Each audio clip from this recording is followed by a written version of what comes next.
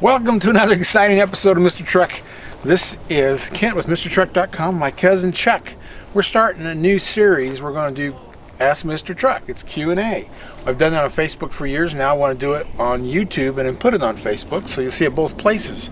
So, you know, if you have questions, just go to Kent at MrTruck.com, write your question, try to be fairly specific so I can give you a specific answer, and send that in, and then we'll try to do these, you know, every month. And then we're starting off by also talking about my cousin's truck. This is a 2011 Ram Dakota. It's got what engine, Chuck? 3.7 V6. 3.7 V6 automatic, four-wheel drive, club cab or extended cab, whatever they called it back then. But these trucks are like a mid-size. They're between a full-size and a mini truck, you know what they had back then. Now they're calling those mid-sizes. But these are the bigger ones. And these are so cool. I always wanted one of these in a crew cab, but they may be coming back.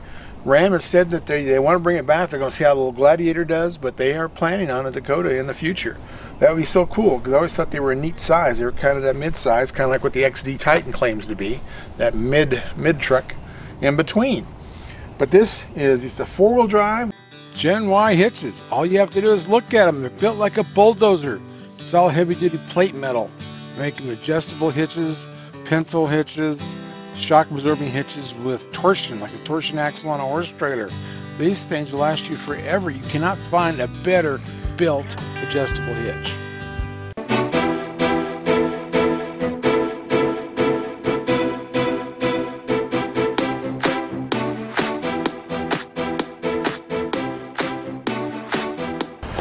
Now here from the back end of the Dakota, this is it's got a 6-foot bed. You see it's got a towing package? Yeah. Well, now we're on the business side of this Dakota, or yeah, it's a Dakota, right? Dakota. It's got a 6-foot bed. It's got a tow package, receiver hitch. Well, a 6-foot bed's pretty good. I mean, these are neat little trucks. That in-between size that they have, and I hope they bring them back because, you know, Ram's really doing well marketing-wise. So why not add another truck line to it and kick butt now that they've got Jeep flying? So you like your truck? Oh yeah. Like I said, this is the second one I've had, so I've been happy with the Dakota brand. So you give it 10 out of 10 or 6 out of 10, or what do you think? Oh, at least a 9. You know, we can't be perfect because we don't have all the extra options. But trucks we're close. People are truck loyal like they are religion and what's that other thing? Politics. So you know, they say I'd rather push my Dodge than drive a Ford. But who says that? Okay, this Dakota's got 17-inch wheels. And Chuck also added these running boards, which everybody needs running boards unless you're a big off-roader, but yeah, I like these wheels. And it's got an automatic four-wheel drive. Is the bed 6 foot or is it 5.5? Or do you I imagine 5.5, I'm guessing. And it's got a tonneau cover. Cool. Well, we'll take pictures of the V6. And you've ever had this in snow or mud, or just a city truck? It's a city truck, but we've used it like when you get a snowstorm. It's like on the go 4-wheel drive. You can kick it into your all-wheel drive per se on the fly, and it also has 4 low and 4 high, and then of course your 2-wheel. Cool setting. Well, it's awesome. It's got a lot of room in it. I mean, that's a cool size that they came out with, and we hope they come back.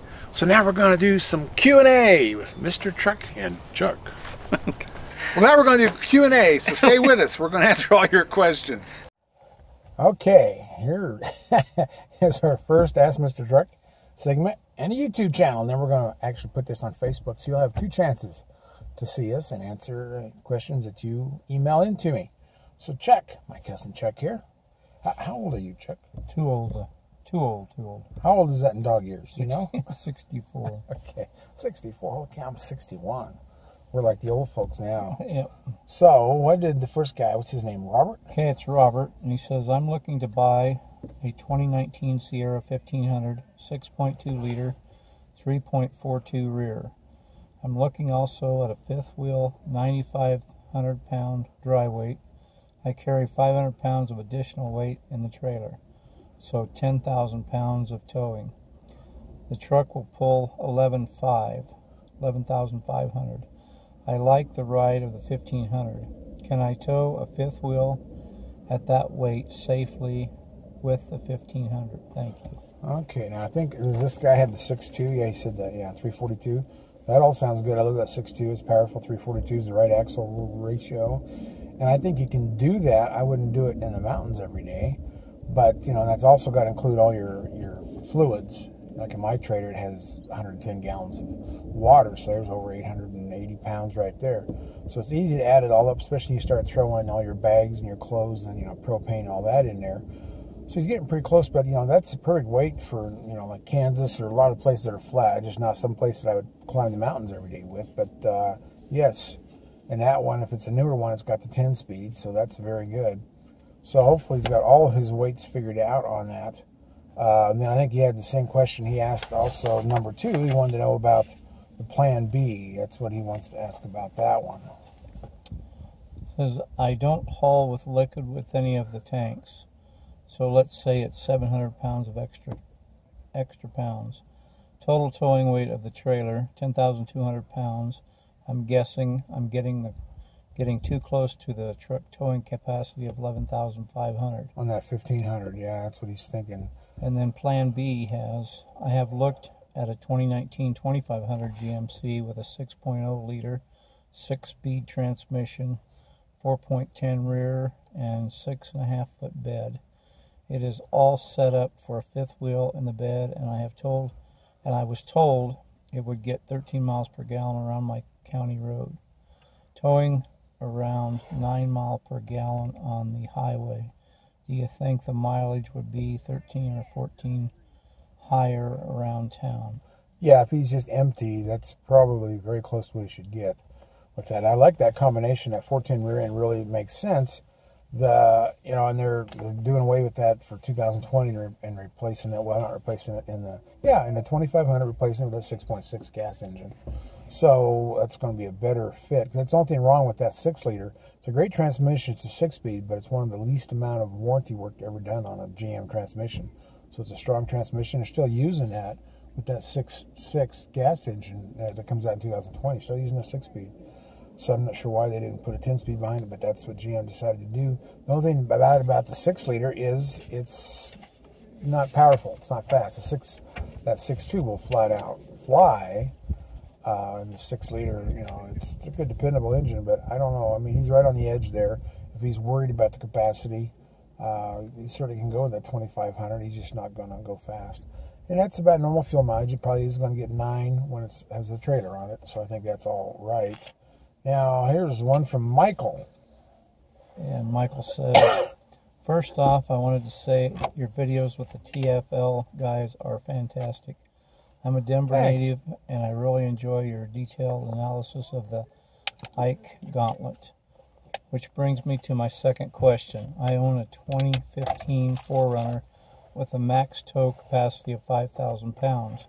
I'm looking at purchasing a 20-foot hitch to bumper travel trailer in the Rockford Geo Pro 19 BH. Its UW is 3,088. CCC is 772, and GCWR is 3860. So that's a loaded trailer. It's 3860. Okay, tongue weight gotcha. like 772. And his 4Runner is a gross vehicle weight rating of 63, and the max combined is 11,300. So you take 11,300 minus the 63, and that's what, 5,000? Yeah, about. So he's right there. And that's the thing, too.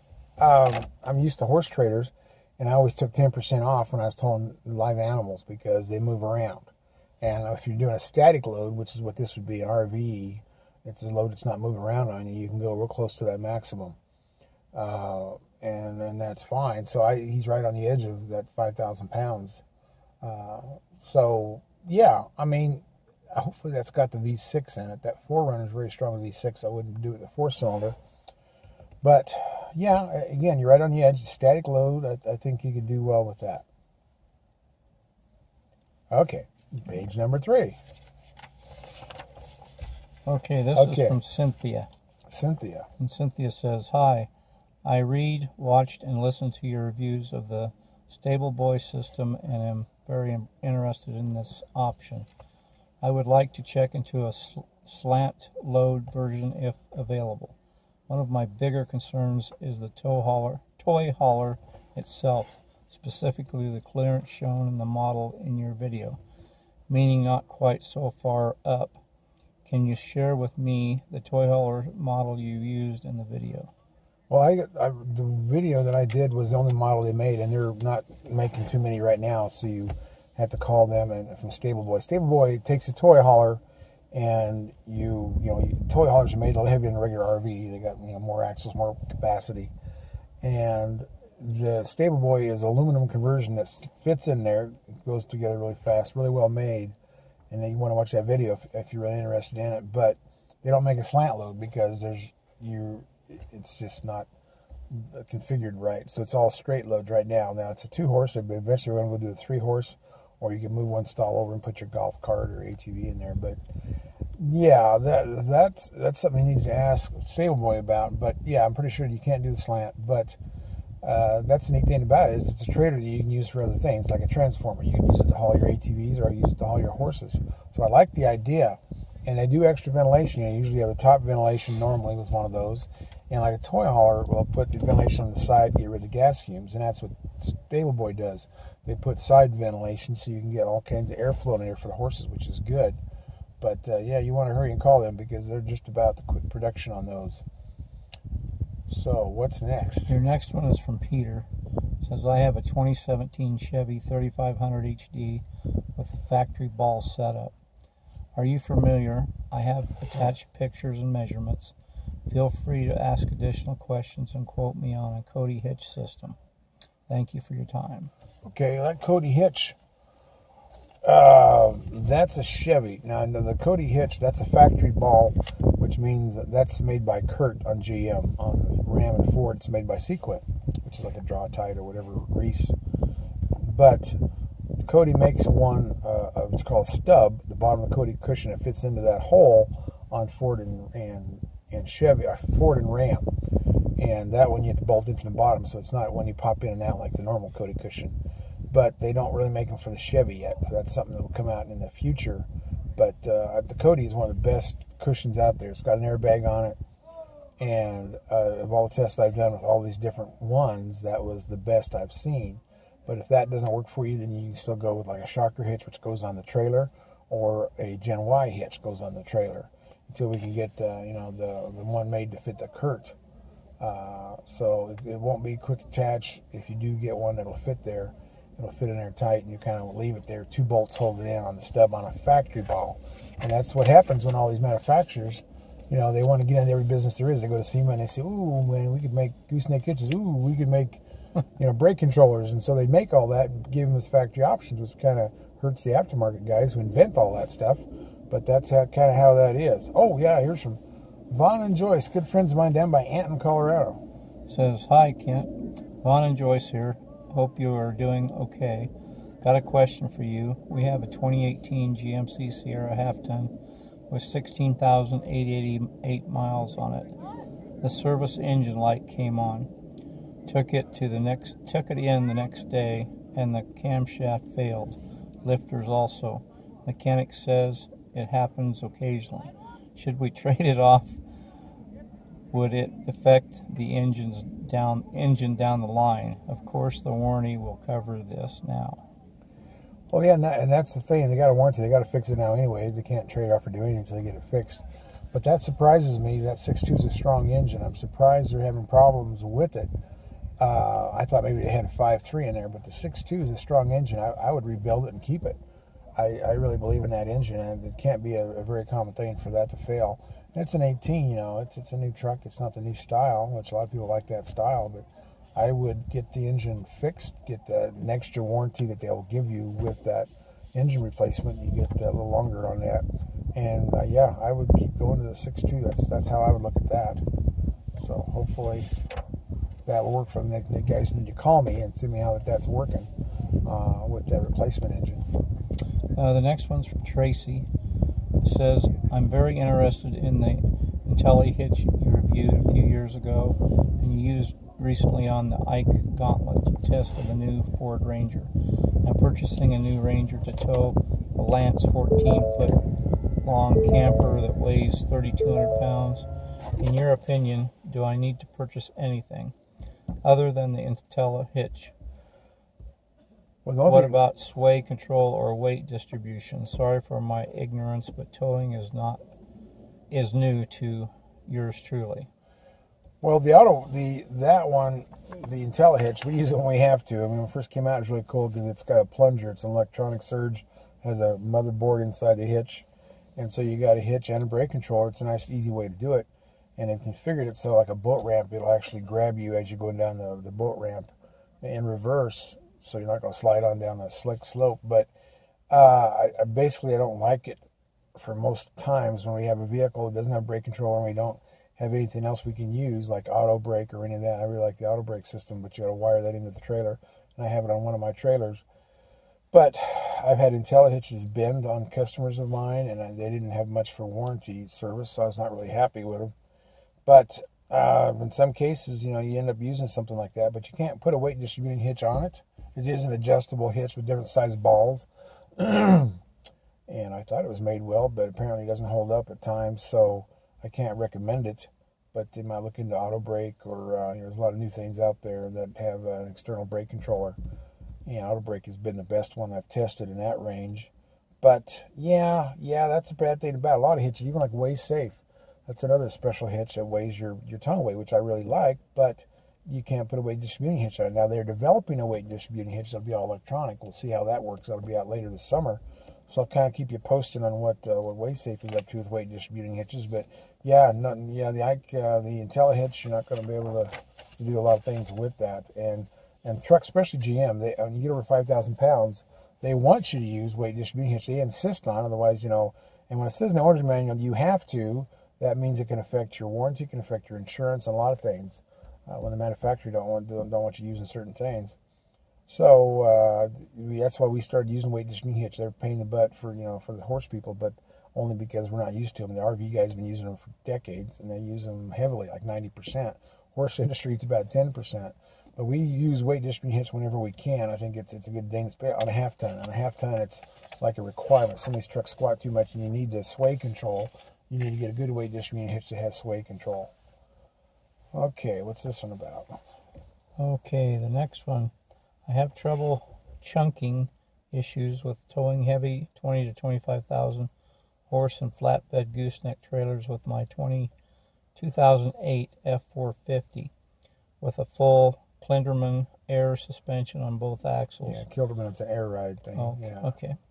I have a force aft problem rather than an up-down problem. I'm already full air ride. I am looking at the CC2, but the other products is half the price and very tempting. Can you recommend one versus the other? I just bought a 2019 F550 and I'm trying to avoid spending the money to convert it to a full air suspension as well. Do you recommend the Gen Y or the Shocker for that application? Towed loads maximum out around 25,000 tow, 8,000 ton. I haven't towed with it yet, but anticipate problems since I already have a chunking problem on a full air suspension. Thank you. Yeah, now that's interesting. Some of those, the semis will have an air ride cab, they'll have air ride axles, they'll have air ride seats, and most of them don't have a conflict. The only time I've seen a conflict on was like a Kodiak or a, what's that, one's GMC, one's Chevy. Kodiak, and then the other one. That's a 4500 now. They're just called Silverados that just came out lately. But those old ones on those Kodiaks and on Top Kick, the other one, you can get air cab, air seat, air suspension, and that's the only truck I've ever seen where if you put air ride for the hitch or doing those things connected to the trailer, they would work against each other. And I was worried about that. I tested all the other ones, and I had no problem at all, just on those particular GM 45, 5500s. And he has got a 4550, so he's not going to have a problem. But he was talking originally about convertible. He wanted to know about convertible. Yeah. Convertible kind of knocked off pop-up when they made all their cushions and their offsets and all that. So I think I'd take a pop-up CC2 over that, and that's got a rubber cushion in there. But that one is made mostly to compress, so it's the up and down. Actually, the checking, when you take off, when you stop, the pop-up will cure that. They'll all cure that. Cody's the only one I've seen but that you can't have that for his newer truck. Well, let's see. He's got Yeah, 2019. That would be permanently installed the Cody cushion. That's got the best of any of them. But I really like Shocker and Gen Y for when you have to go to a trailer mount. The Shocker is really big in the hot shotters. They have the 40-foot trailers that they fly around with loads like a miniature semi-truck. And Shocker's very, very popular with them for those 40-foot to big loads.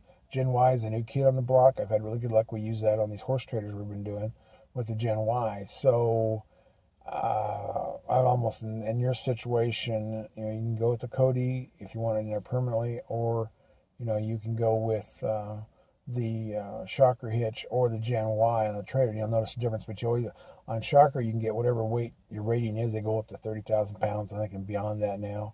And so does Gen Y. So if you get a Gen Y, it's a torsion, like a torsion axle, but you want to go to a lighter load rating. So if your trailer's, say, 18,000, 19,000 pounds, don't go with a 25,000 pound, wouldn't go with a 16,000 pound Jenny, because they are so heavy duty that you got to break them in. They got to have so many miles on before they actually have all that movement, and the movement is what gives it the cushion.